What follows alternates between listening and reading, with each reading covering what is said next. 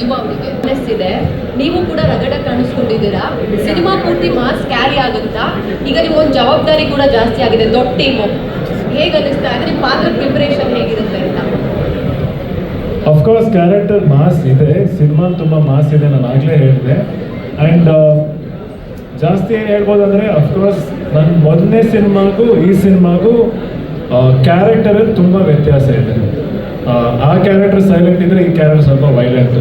And preparation ನಡೀತಾ ಇದೆ, workshops ನಡೀತಾ ಇದೆ, ಡೈಲಾಗ್ ರಿಹರ್ಸಲ್ಸ್ ನಡೀತಿದೆ, ಮುಹೂರ್ತ ಇಟ್ಟನೇ ಆಗಿದೆ, ಆದಷ್ಟು ಬೇಗ ಶೂಟಿಂಗ್ ಕೂಡ ಹೋಗ್ತಾ ಇದೆ.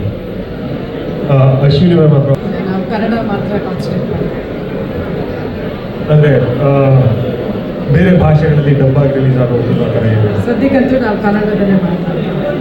ಯಾಕೆಂದರೆ ಯೂಶ್ವಲ್ ಆಗಿ ಈಗ ಬಜೆಟ್ ಒಂದು 30 crores ಈ ರೀತಿ ಇದೆ.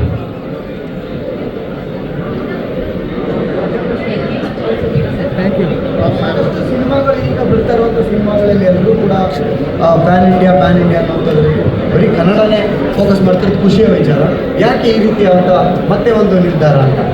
ಸರ್, ಯಾಕೆ ಅಂತಲ್ಲ, ನಾವು ಕನ್ನಡ ಅಂದರೆ ಕನ್ನಡನೇ, ಪ್ಯಾನ್ ಇಂಡಿಯಾ ಮಾಡಬೇಕು ಅಂದರೆ ಪ್ಯಾನ್ ಇಂಡಿಯಾ ಮಾಡ್ತೀವಿ. ಈಗ PRK ಇಂದ ಮಾಡಿರೋದಾಗಲಿ ಅಥವಾ ಜೈನ ಸಂಸ್ಥೆಯವರಿಂದ ಮಾಡಿರೋದಾಗಲಿ ಕನ್ನಡ ಅಂತಲೇ ಮಾಡಿರೋದು. ಬೇರೆ ಭಾಷೆಯಲ್ಲಿ ಅನೌನ್ಸ್ ಮಾಡಿ ಬರೀ ಕನ್ನಡದಲ್ಲಿ ಮಾಡಿರೋದು ಆ ಥರ ಇಲ್ಲ.